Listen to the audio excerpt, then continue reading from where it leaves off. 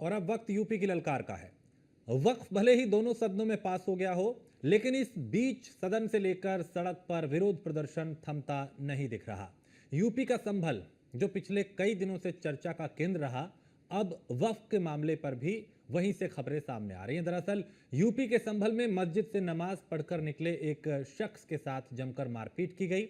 यानी वक्फ बिल भले ही दोनों सदनों में पास हो गया हो, लेकिन ग्राउंड पर चुनौती बड़ी है। इस पर बात होगी, क्योंकि इस बदलाव के साथ भ्रम और सच के जंग धरातल पर नजर आने लगी है। इस पर चर्चा होगी, लेकिन पहले आपको एक रिपोर्ट दिखाते हैं।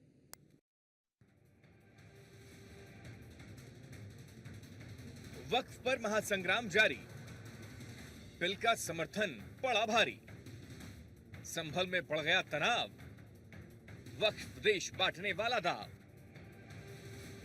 वक्त भले ही दोनों सदनों में पास हो गया हो, लेकिन इस बीच सदन से लेकर सड़कों पर विरोध प्रदर्शन थमता दिख नहीं रहा। हालांकि कई जगहों पर इस बिल के पास होने पर जश्न भी भाईजान मना रहे हैं। संभल, जो पिछले कई दिनों से चर्चा का केंद्र रहा है, अब वक्फ के मामले पर भी वहीं से खबर सामने आ गई। दरअसल यूपी के संभल में मस्जिद से नमाज पढ़कर निकले एक शख्स के साथ जमकर मारपीट की गई। वजह वक्फ है। जहां इबादत होती है, उसी दर पर चंद कट्टरपंथियों ने वक्फ बिल का समर्थन करने वाले शख्स को न केवल पीटा, बल्कि डराया धमकाया भी। बताया जा रहा है कि पीड़ित ने वक्फ बिल के समर्थन में बयान दिया था, जिसके चलते स्थानीय दबंगों ने लाठी डंडों से उनकी पिटाई कर दी। फिलहाल शिकायत मिलने के बाद पुलिस ने आरोपियों पर एक्शन लिया है। गौरतलब है कि उत्तर प्रदेश अल्पसंख्यक आयोग के पूर्व अध्यक्ष यानी कि अशफाक सैफी के बहनोई बीजेपी के समर्थक हैं, यानी कि जाहिद सैफी। जाहिद सैफी ने कहा कि जिस समय वो नमाज पढ़कर निकल रहे थे, तो मेरे साथ बदतमीजी की गई। मुझसे कहा गया कि तुम मुसलमान नहीं बल्कि हिंदू हो चुके हो। मेरे साथ मैं नमाज पढ़ के निकला और मेरे साथ में बदतमीजी की बिल को लेकर कि भाई ये बिल जो है गलत पास हुआ है, कि तुम मुसलमान नहीं हो, मुसलमान नहीं हो, तुम हिंदू हो गए हो, तुम हिंदू हो। और हमें बड़ी खुशी हुई है इस बिल पास होने से। जो लोग माफिया हैं, जो खा रहे हैं वोट का, बहुत गलत खा रहे हैं। अब लोगों को हक तो मिलेगा, गरीब लोगों को हक तो मिलेगा, और इसी बात की लड़ाई है। और इसीलिए मेरे लोगों ने मारा मुझे। 5-7 लोग थे इकट्ठे होकर आए। क्या घटना हुई आपके साथ? मेरे साथ में डंडा भी मारा है मेरे, और एक धारदार चीज थी उनके जो मेरे कान में मारी है। मेरे आवाज़ भी नहीं आ रही, कान मेरा सुन्न पड़ा हुआ है, और मेरे पीछे भी चोट आई है, डंडा मारा है, और मेरे बाईं तरफ भी है, दाईं तरफ भी है मुझे। फिलहाल इस घटना पर 3 लोगों के खिलाफ मुकदमा दर्ज हो चुका है। आगे की कार्रवाई की जा रही है। हालांकि वक्फ बिल पर दोनों सदनों में मोहर लगने के बाद सड़कों पर सत्ता के खिलाफ विरोध और प्यार दोनों दिखाई देता है। 3 तलाक का जब मैटर आया था तो विपक्ष ने ऐसी हंगामा मचाया था और देश में एक गर्म माहौल बना दिया था, ठीक है। लेकिन आज महिलाएं मुसलमान बिल्कुल सुरक्षित हैं। अब वक्फ बोर्ड का जब ये आ रहा है दिन, मुसलमानों के लिए एक गोल्डन अपॉर्चुनिटी मिल रही है, तो इन्होंने फिर वही शिकूपा छोड़ दिया है कि मुसलमानों की ज़मीनें हड़पी जाएंगी। सिर्फ यहाँ पे एक पॉइंट पे जो है मुसलमानों को गुमराह किया जा रहा है कि जो ज़मीनें जिनके कागज़ नहीं है, सरकार कह रही है कि उसको हम अपने अंडर में लेंगे। बिल्कुल सही बात है। जिस ज़मीन का पता ही नहीं है उसको अगर ले लिया जाएगा और उसको देश के हित में लगाया जाएगा उस ज़मीन को, तो मेरा मानना आज मुसलमानों के लिए अच्छा दिन है। हमारे देश की सरकार ये कहती है ये बिल सही है, हो सकता है ये बिल सही हो, लेकिन सरकार पूरी तरीके से विफल है मुसलमानों को ये बात समझाने में कि किस तरीके से उसके फ़ायदे का है। जब वो हमें फ़ायदे ही नहीं समझाएगी तो हमारे फ़ायदा समझ में क्या आएगा। ये कहते हैं जी मुसलमानों के हित की बात करी जा रही है, मुसलमानों के सोच की बात करी जा रही, मुसलमानों की बातें करी जा रही, लेकिन मेरे ये नहीं समझ में आता कि मुसलमानों के हित की सोच की बात करी जाती है। बीजेपी पार्टी कितने एमपी और कितने एमएलए को टिकट देती है जिसमें मुसलमान होते हैं। आज की डेट में बीजेपी के अंदर कोई भी मुसलमान प्रत्याशी नहीं है जो अपनी बातों को रख पाए और कह पाए। जब उसे जगह नहीं दी जाती तो उसके हित की बात सोची कहां से जाएगी। जाहिर है यूपी के संभल में वक्फ बिल के पास होने के बाद साइड इफेक्ट जो निकल कर सामने आ रहे हैं, ऐसा होना स्वाभाविक इसलिए भी क्योंकि यूपी सरकार पूरी तरह से एक्टिव है और अवैध घोषित संपत्तियों की शामत आने वाली है। यूपी में वक्फ पर योगी का बुलडोजर, यूपी में वक्फ की अवैध संपत्तियों पर होगा एक्शन। प्रदेश में अधिकारियों को दिए गए हैं निर्देश। यूपी के सभी जिलों में चलेगा अभियान। डीएम को अभियान चलाकर संपत्तियों को चिन्हित करने के निर्देश। अवैध रूप से वक्फ घोषित की गई संपत्तियों पर होगी कार्रवाई। फिलहाल दोनों सदनों से बिल के पास होने के बाद अब सड़कों से रिएक्शन आने लगे। वो अलग बात है कि राष्ट्रपति से मंजूरी मिलने के बाद ये कानून का रूप ले लेगा, लेकिन सिस्टम के सामने बड़ी चुनौती भी है, क्योंकि एक वर्ग ने मुस्लिम ठेकेदारों की ओर से भ्रम फैलाया और वही रिएक्शन संभल की घटना से निकलकर सामने आता दिखाई दे रहा है। Report news 1 India. और हमारे साथ गौरव मिश्रा हैं, प्रवक्ता भारतीय जनता पार्टी के, डीपी यादव है, नेता समाजवादी पार्टी के, और मौलाना शहाबुद्दीन रजवी हैं जो कि अध्यक्ष हैं AIMJ के, इस वक्त हमारे साथ जुड़ चुके हैं। आप तीनों का बहुत स्वागत है। और शुरुआत मैं भारतीय जनता पार्टी के प्रवक्ता से करूंगा, चूंकि मामला बेहद गंभीर है। गौरव जी, अब चूंकि कुछ लोग भ्रम फैला रहे हैं, कुछ लोग समर्थन करने पे मारपीट कर रहे हैं, कुछ कह रहे हैं कि साहब ये तो मुस्लिमों के खिलाफ है, अब धरातल पे इस बिल को उतारना कितनी बड़ी चुनौती सिस्टम के लिए है? देखिए राजेश जी, सदन के अंदर भी बहुत सारे लोग भ्रम फैला रहे थे और इस बिल के आने के पहले भी लोगों ने भ्रम फैलाने का काम किया, लेकिन जो वास्तव में जिनका ईमान वास्तव में सच्चा है, जिन्हें पता है कि वक्फ बोर्ड के रहते हुए किस तरीके से उनके हक व हुकूक को कुचला गया, रौंदा गया, और जिससे जो मजलूम है, जो गरीब है, जो बेवा है, जो बेसहारा हैं, उनको जो मदद मिल सकती थी वो नहीं मिल सकी, और उसमें रोड़ा कौन बन रहे हैं, और जो रोड़ा बन रहे हैं वही उसके लाभार्थी भी हैं, वही उसके बेनिफिशियरी हैं, वही उसकी मलाई भी चाट रहे हैं। ये चंद लोग हैं, गिनती किए जाने वाले लोग हैं, जो अशराफ हैं, जिन लोगों ने गलत तरीके से संपत्तियों को अर्जित किया, अकूत पैसे खर्च करके वक्फ बोर्ड का अध्यक्ष बनना, मेंबर बनना और फिर रियल एस्टेट के कारोबार को करना, ये खुला खेल मुरादाबादी जो चल रहा था, वो दुकान अब बंद हो गई। देश का जो आम मुसलमान है, जो गरीब मुसलमान है, जो पसमानदा है, वो खुश है। उसे इस बात का पूरा भरोसा है कि जिस तरह से 37% प्रधानमंत्री आवास योजना का हिस्सा गरीब मुसलमानों के हित में गया, अल्पसंख्यकों के हित में गया, चाहे वो उज्ज्वला योजना हो, सौभाग्य योजना हो, जनधन योजना हो, सभी योजनाओं में सर्वाधिक बड़ा लाभार्थी जो है वो कमजोर वर्ग, जो अल्पसंख्यक समाज से आता है, मुस्लिम समाज से आता है। तो ये वही सरकार है जो इसके साथ भी न्याय करेगी। और जिस तरह से कुंडली मार करके ये लोग बैठे हुए थे, वो एक प्रकार का नशा हो गया था। जब नशा टूटता है ना, तो थोड़ी बेचैनी होती है, परेशानी होती है, तो ये वही परेशानी है। इससे घबराने की कोई बात नहीं है, क्योंकि इसके समर्थन में इससे कई गुना ज्यादा लोग हैं। 2, 4, 10 लोग अगर विपक्ष में बोलते हैं तो उसका कोई बहुत फर्क नहीं। यानी जिन्होंने गलत कर रखा है उनको ये बर्दाश्त नहीं हो रहा, और वो लोग उनके साथ भी गलत कर रहे हैं जिन्होंने जो इसका समर्थन कर रहे हैं। ठीक है शहाबुद्दीन जी, क्योंकि कुछ लोग विरोध में हैं, कुछ समर्थन में, क्या स्टैंड आपका? देखिए, वक्फ संशोधन बिल वक्त की ज़रूरत थी जो पास हुआ, और इसको पास होना ही चाहिए था। इस तरह का कानून, सख्त कानून आना चाहिए। उसकी ज़रूरत ये थी कि वक्फ बोर्ड जितने भी हैं, और ख़ासतौर पर उत्तर प्रदेश में, तो इन लोगों ने, चेयरमैन ने, मेंबरान ने, संबंधित अधिकारी ने, इन लोगों ने भूमाफियाओं से मिल करके करोड़ों की ज़मीनों को रेवड़ी के भाव इन लोगों ने बेचा, फरोख्त किया, और उस पर शॉपिंग कम्प्लेक्स बनवाए, अपनी पॉकेट में उसकी सारी आमदनी रखी, जबकि वाकिफ की मंशा ये नहीं थी। हमारे बुजुर्गों ने इसलिए वक्फ किया था कि उससे होने वाली आमदनी गरीब, कमजोर, लाचार, यतीम, बेवा मुसलमानों पर खर्चा होगी, जबकि ऐसा नहीं हो रहा था। वक्फ की मंशा के खिलाफ हो रहा था। वक्फ बोर्ड जो है करप्शन में मुलविस था, भूमाफियाओं से साठगांठ किए हुए था। अब इस बिल के आने के बाद में इन तमाम करप्शनों पर लगाम लगेगी, और जो भूमाफियागिरी है ये खत्म होगा, नाजायज कब्जे खत्म होंगे, और जो गरीब, कमजोर, लाचार मुसलमान हैं, यतीम, बेवा औरतें हैं, उन पर खर्चा होगा, और इससे होने वाली आमदनी से एजुकेशन है, स्वास्थ्य है, बच्चों, यतीम बच्चों की किफालत है, और बेवाओं की किफालत है, इन तमाम चीज़ों पर उसकी आमदनी का खर्चा किया जाएगा। यही जायज़ मसरफ भी था, तो जो नहीं हो रहा था। इसी वजह से ज़रूरत पड़ी कि वक्त में संशोधन किया जाए।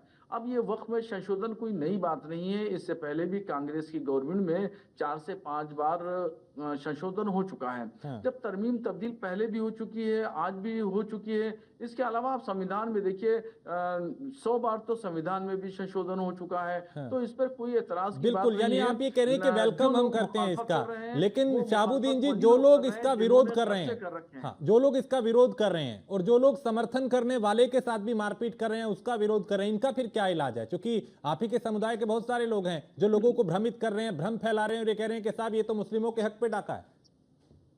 देखिए कुछ लोगों ने, कुछ पॉलिटिकल लोगों ने और कुछ मजहबी संगठनों ने, जैसे मुस्लिम पर्सनल बोर्ड ले लीजिए तो, और MIM के अध्यक्ष असदुद्दीन ओवैसी साहब को ले लीजिए, ऐसे ही कुछ और पॉलिटिकल पार्टियों को ले लीजिए, इन लोगों ने मुसलमानों को ये कह के वर्गलाया और गुमराह किया कि वक्फ संशोधन बिल आएगा तो तुम्हारी मस्जिदें छीन ली जाएंगी, तुम्हारी दरगाहें, तब मदरसे, ईदगाह, कब्रिस्तान, ये सब छीन लिए जाएंगे। जबकि ऐसा कुछ इस बिल में है नहीं। जी। जहां तक मैंने पढ़ा है, इसमें कोई भी एक लाइन ऐसी नहीं है हाँ। जिससे मुसलमानों को कोई खतरा हो। और खुद होम मिनिस्टर ने और किरण रिजिजू जी ने, इन हाँ। दोनों लोगों ने पार्लियामेंट में इस बात को बिल्कुल स्पष्ट इसको भी क्लियर किया, लेकिन कुछ वाज़ेह लोग, तरीके से हाँ, कहा। कुछ लोग उस पर अपना फायदा निकालने की कोशिश कर रहे हैं। DP यादव जी, क्योंकि इससे पहले 3 तलाक पे भी हमने देखा था, विपक्ष ने खूब हंगामा किया था, हो हल्ला किया था कि साहब ये तो मुस्लिमों के खिलाफ है, मुस्लिम महिलाओं के खिलाफ है। पास हुआ, आज सब कुछ ठीक है। UCC को लेके, CAA को लेके, UCC भी उत्तराखंड में लागू हो गया, उसको लेके भी खूब हो हल्ला हुआ। अब वक्फ बिल को लेके विपक्ष कह रहा था ये मुस्लिमों के हक पे डाका है। क्यों भ्रमित कर रहे हैं आप लोग, क्यों भ्रम फैला रहे हैं? शहाबुद्दीन को सुना आपने? जी देखिए, भ्रम तो सरकार की तरफ से फैलाया जा रहा है। जो अल्पसंख्यक मंत्री रिजिजू जी हैं, वो संसद में सुबह कुछ और कहते हैं और उनकी बात का खंडन गृह मंत्री शाम को कुछ और करते हैं। देखिए, उन्होंने कहा था कि वक्फ कमेटी जो होगी उसमें गैर मुस्लिम भी होंगे, जो लिखित में है इस बिल में, और शाम को गृह मंत्री उसकी सफाई देते हैं कि गैर मुस्लिम नहीं होगा। तो कहीं ना कहीं इसमें जो भ्रम की स्थिति है वो सरकार की तरफ से की जा रही है। और देखिए, अभी वक्त जो बिल है वो दोनों सदनों से पारित हुआ है, दोनों सदनों से पास हुआ है, राष्ट्रपति के अभी दस्तखत नहीं हुए उसके ऊपर। तो अभी उत्तर प्रदेश के मुख्यमंत्री ने आदेश कर दिया कि जो भी जिलाधिकारी हैं वो अवैध जो संपत्तियां हैं उनको कहीं ना कहीं देखें, उनकी खोजबीन करें। हाँ। तो सरकार ही चारों तरफ से इसमें घेरने का काम कर रही है, सरकार भ्रम फैलाने का काम कर रही है। हम तो ये चाहते हैं कि इस देश में नहीं तो हिंदू, इसमें गलत मुस्लिम, क्या है सिख, कि जो अवैध ईसाई, संपत्तियां हैं, जहां भ्रष्टाचार हुआ है, उसको चिन्हित किया जाए, इसमें क्या गलत है? नहीं देखिए भ्रष्टाचार अलग बात है, लेकिन गैर कानूनी तरीके से अब सरकार अगर आज चाहे तो न्यूज 1 इंडिया के स्टूडियो को भी गैर कानूनी घोषित कर देगा, हमारे घर को भी घोषित कर देगी, जैसा कि सरकार तानाशाही रवैया अपना रही है। ऐसे कोई और जगह तमाम- अवैध नहीं घोषित होती। जहां नहीं, जहां ये के हो रहा है, दस्तावेज सरकार हो, में जहां हो की रहा है। चीजें अगर हो ना, आप राजेश ऐसे जी- सरकार है, तानाशाही नहीं है कि जिसको चाहा जहां हाथ रखा वहीं कह दिया कि अवैध है। सरकार तानाशाह हो चुकी है। अभी आपने देखा कुछ दिन पहले किस प्रकार से एक वीडियो वायरल होता है, एक घर को गिराने का काम किया जाता है, एक कक्षा 5 में पढ़ने वाली छात्रा अपनी कॉपी किताब लेकर के भागती है। वो कितना मार्मिक दृश्य था, उस पर हाईकोर्ट ने टिप्पणी की है कि ऐसे दृश्य लोकतंत्र के लिए बेहद खतरनाक होते हैं राजेश जी, और सरकार तानाशाही रवैया अपना रही है। अभी मौलाना जी को मालूम नहीं है, अभी तो मौलाना जी के ऊपर बीत रही है, कल को और लोगों के ऊपर बीतेगी, सिख लोगों के ऊपर बीतेगी, हिंदुओं के ऊपर बीतेगी। अरे मौलाना तो ज्यादा जानते हैं ना मुस्लिमों के हक, उनकी हकूक और उनकी सारी चीजों के बारे में। जब वो कह रहे हैं कि भाई ठीक है ये होना चाहिए था, वक्त की मांग थी। देखिए, कुछ लोग अगर सरकार की तरफ से प्रायोजित होकर के बात रखेंगे तो निश्चित रूप से वो पूरी कौम के लिए नहीं लागू होता नहीं तो है। आप चाह रहे थे मौलाना भी विरोध करें, वो आपकी हाँ में हाँ मिलाएं। अरे नहीं, DP हाँ, मैं नहीं जी, मिलाया, मैं तो नहीं कर रहा हूँ। अरे ये DP तो जी ऐसी लोकतंत्र बात है, मैं मत तो उसकी करिए, बात को DP भी जी खारिज ऐसी नहीं कर बात रहा मत हूँ। भाई, करिए, अपनी हकीकत बात के है, खिलाफ मत मैंने ये बोलिए। नहीं कहा। अगर लेकिन मैं देखिए, आपके कुछ बारे लोग में कह ऐसे दूंगा तो होते आप हैं भड़क जो जाएंगे सरकार अभी द्वारा एकदम प्रायोजित बिल्कुल। होते हैं, आपके सरकार की बात अखिलेश जी के रखने के बारे लिए में मैं उनको कुछ कह कहीं ना दूंगा कहीं तो आप प्रोटेक्ट किया बहुत जाता भड़क है, जाएंगे। और वो सरकार की DP बात जी रखते हैं। इल्जाम अगर वो मेरे ऊपर सरकार मत की बात नहीं लगाइए, रखेंगे मेरा तो उनके राजनीति कैसे से कोई दुकान ताल्लुक चलेगी, नहीं है, उनकी रोजी मेरा रोटी पॉलिटिकल कैसे पार्टी चलेगी? से कोई निश्चित ताल्लुक रूप नहीं से है, कोई ऐसे लेना लोगों देना के नहीं ही है। कारण मैं किसी कौम भी जो है पॉलिटिकल बदनाम पार्टी होती का है, मेंबर नहीं और हूँ, इन लोगों का आज भी तक हिसाब किसी कौम वाले पॉलिटिकल करते पार्टी हैं। के बैनर तले नहीं गया, न मैं किसी मंच पर बैठा। आप इस तरीके से इल्जाम न लगाएं। अगर मेरे ऊपर इल्जाम लगाएंगे तो मैं अखिलेश यादव के बारे में बहुत कुछ मैं जानता हूँ। मेरे बड़े अच्छे मित्र हैं, अखिलेश यादव जी मेरे बड़े अच्छे मित्र हैं, और मुलायम सिंह यादव जी मेरे घर आते थे, मेरे यहाँ आते थे, मेरे मदरसे में आते थे अखिलेश मुलायम सिंह यादव जी। मुलायम सिंह यादव जी के बहुत सारे लेटर मेरे पास में हैं, सबूत के लिए मेरे पास में लेटर है मुलायम सिंह जी के, और मैं तमाम चीजें खोल के रख दूंगा। तो आप जो है वो भड़क जाएंगे। अभी डिबेट छोड़ के आपको भागना पड़ेगा, अभी डिबेट छोड़ के आपको भागना पड़ेगा। तो आप ऐसी बात इल्जाम दिमाग पर लगाइए जिसका कोई प्रूफ आप नहीं पेश कर सकते हैं। मेरा कोई किसी पर राजनीतिक पार्टी से कोई ताल्लुक नहीं है। जो मुसलमानों के हित में होता है वो बात करता हूँ मैं, मुसलमानों के मफाद में बात करता हूँ, मुसलमानों के हितों में बात करता हूँ, इसके अलावा मैं और कोई बात नहीं करता हूँ। आपके बारे में आपके लिए जो है अच्छी कोई बात करे तो बहुत बढ़िया, और अगर कोई आप मुसलमान अपने की बात करे बहुत बुरा। अखिलेश यादव जी को दाढ़ी और टोपी से नफरत है, सुन लीजिए, दाढ़ी और टोपी से नफरत है अखिलेश यादव जी के, और मैं खुद गवाह हूँ। मैं ऐनी शाहिद हूँ, उनको दाढ़ी टोपी से नफरत है।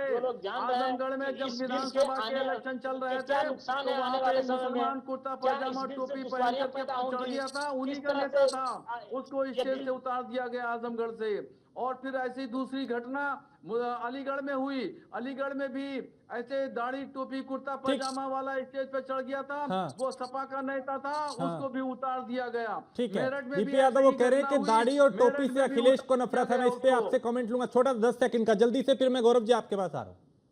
देखिए, ये कौम के रिप्रेजेंटेटिव नहीं है, पहली बात तो मैं क्लियर कर दूं। अभी आप ही के चैनल पर एक बार डिबेट हो रही थी मोहम्मद सामी को लेकर के, किस प्रकार रोजा न रखने का कारण जो देश के लिए खेल रहे थे, इन्होंने कितना बड़ा बवाल किया था। नहीं, उस पे उनसे सवाल पूछे गए थे।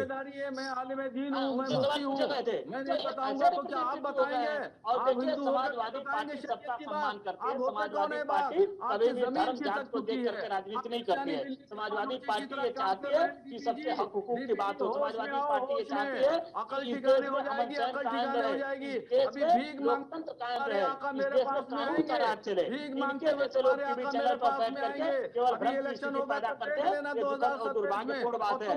आने वाले समय में मुसलमान जो है हिसाब किताब बराबर करेगा। ठीक है गौरव जी, डीपी यादव कह रहे हैं कि सरकार ही भ्रमित कर रही है, कोई और नहीं कर रहा। सुबह कुछ और कहा जाता है, शाम को कुछ और। पूरे बिल को लेकर सरकार ने भ्रमित कर दिया। अच्छा, सरकार का तो ये कमिटमेंट था और लोकसभा से पारित हो गया, राज्यसभा से पारित हो गया, अब कानून बन गया और राष्ट्रपति की मुहर भी लग जाएगी। इसमें भ्रम की क्या स्थिति है? दरअसल देखिए, डीपी यादव जी को परेशानी क्यों हो रही है? ये मुस्लिम वोट को अपना बंधुआ मजदूर मानते हैं। ये समझते हैं कि 92 में जो गोली चलाए थे उसकी फसल ये 100 साल तक काटेंगे, हमेशा काटने को मिलेगी। लेकिन वो फसल अब समझदार हो गई है, वो फसल अपने हितों को जान गई है कि कौन उनका सच्चा मित्र है और कौन सच्चा दुश्मन है। दरअसल इन लोगों ने उस कौम की भलाई के लिए कुछ किया ही नहीं। मौलाना जी की बात इनको बहुत खल रही है, बहुत परेशानी हो रही है, लेकिन इनके पास कोई फैक्चुअल जानकारी नहीं है। किसानों को भी भ्रमित करने का काम किया था।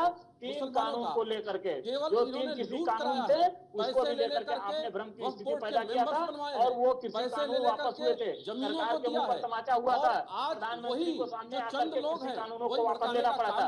और आज इसी तरह से आप खेल खेल रहे हैं, जबकि जमीन पर जो सच्चाई है वो यही है कि ना मुस्लिम कौम में किसी भी प्रकार का उत्पीड़न है, ना हिंदुओं में किसी भी प्रकार का उत्पीड़न है।